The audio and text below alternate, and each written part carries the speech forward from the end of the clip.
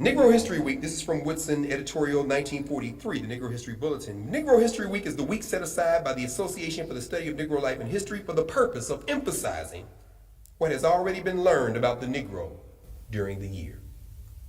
Well, there it is. This is the time when we're supposed to be talking about what we did the other 11 months.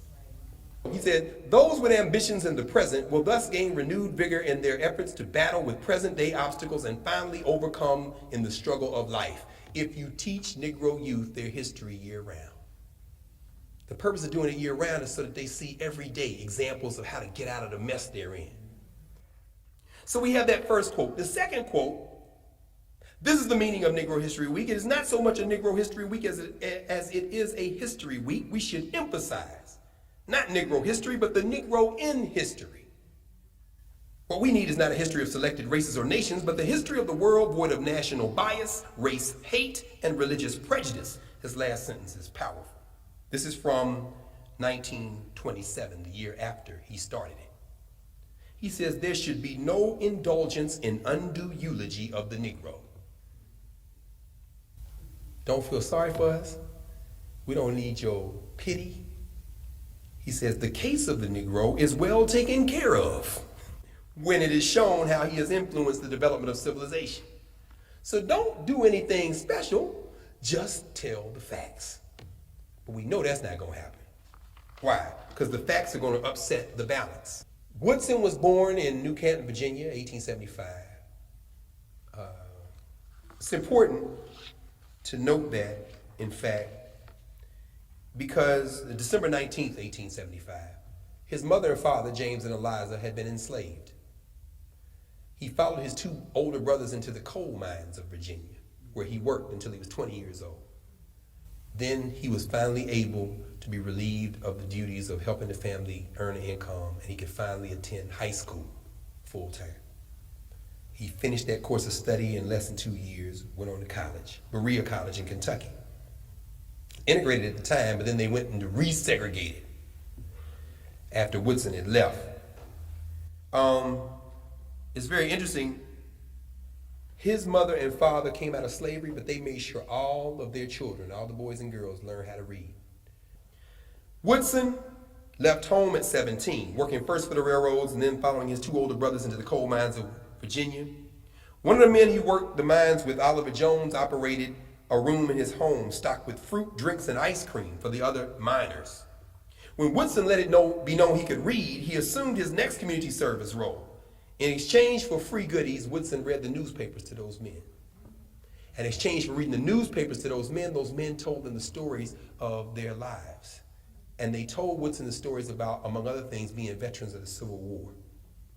Woodson made a promise to them that one day, if he ever got into space, he would repeat those stories for posterity.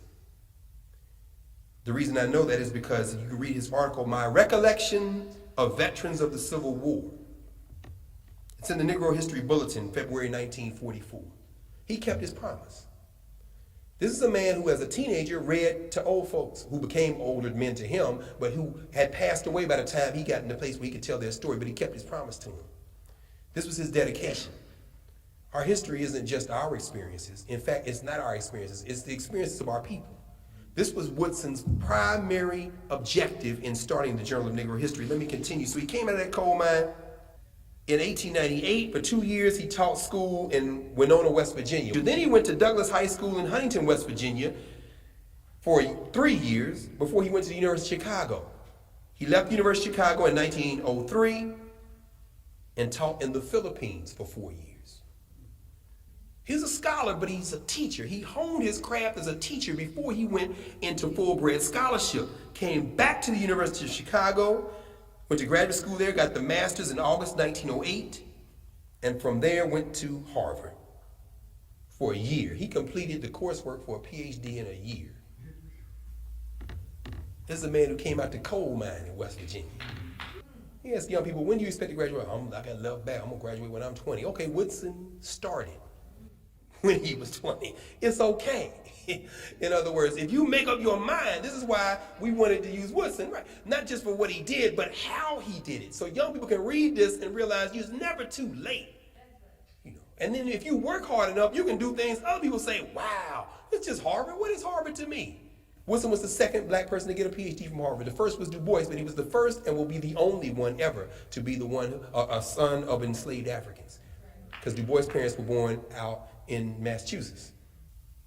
1914, he joined the American Negro Academy. By then, the ANA had been around for almost 20 years. It was founded in 1897, along with the Yonkers Society for Historical Research in 1911, and Philadelphia's own Society for Historical Research, 1897, I guess it is. Black people have always had these spaces. What distinguishes Woodson's space from many of the other spaces is that he was calling for black people who had gone to university to use those skills for the community. Because, you know, if that little parlor in Jones's house where the ice cream and sodas were, where he was reading to those men, is not a study group, I don't know what is. In fact, that's a more important study group. Because these guys said, okay, young buck, you can read. So you sit here and tell us what they said in Richmond. What's in the Planet? What's in the Indianapolis, what's the name of the Indianapolis Recorder? What's in the New York Age? Read to us. And Woodson is doing his duty. We could talk about a number of the books that he published. 1915, he publishes not the Miseducation of the Negro, the Education of the Negro prior to 1915. The Miseducation of the Negro was not published until 1933. So 18 years before the Miseducation of the Negro, which, by the way, if he knew this was the one book that we all know he wrote, I think Woodson might get violent, physically violent, because these were newspaper articles in the Miseducation of the Negro that got put into a book. And he didn't mean for this to be his legacy, I'm sure, although he'd be satisfied to know that people are still reading something he wrote. He was a historian. So before he wrote the Miseducation of the Negro, he wrote the Education of the Negro prior to 1860, meaning what? Before the Civil War was over, black people were educating each other. If you read James Anderson's book, The Education of the Negro in the South, what you find is that when the so-called Freedmen's Bureau came south and was like, we want to help y'all, black people said two things. Number one, we already started. There's a school in Virginia was started in 1833 by a black woman, deep up in slavery. Enslaved. How did you start a school for black people in 1830, 32 years before the end of the Civil War? So the first thing they said was, we've already started. And the second thing they told them was, thanks, but no thanks. You see, we have experience with white people. And so we'll take some money, but what we don't need is your teachers. And so what you see in the Freedmen's Bureau records is they're writing back saying these Negroes don't want us to teach their children. They said, we'll take the money, but we don't need the teachers. You know our attitude toward that now. But you can imagine if we came out of slavery and white people said, we're going to help you. No, it's all right. Thanks. You've helped enough. I'm speaking English. You're understanding it. I can understand what you're saying. It's cold. I'm ashy. No, you helped enough. Quite enough. Let us teach our children. Woodson writes a book about that in 1915. He also starts the Association for the Study of Negro Life and History. In 1926, he started Negro History Week, and that's the year he got the Spingarn Medal. 1937, he started the Negro History Bulletin. He wrote a book called African Myths, Together with Proverbs. This is a book that if you take it, I use it sometime for Freedom School in the summertime. I go out to a site, all elementary school children, and take that book and have one read the story, and others got to act it out. I need 5 people. Every proverb, every story in there at the end has a question. And then Woodson stops the story. Then the question becomes, what should each of them do now to achieve their goal? And to see these little 7, 8, 9-year-old black girls and boys trying to figure out this was Woodson's point. It ain't about telling you the end of the story. I'm going to fill this book up and make you think. Now, this book was published in 1928. We got children's literature now that's brilliant. We got some stuff that's worthless. But Woodson's book is not in print. I'm going to stop with that and say that hopefully as our young people explore the life of Carter Woodson, because much of this is in the lesson, they'll get a sense that one can stand against the forces that oppose us and one can win.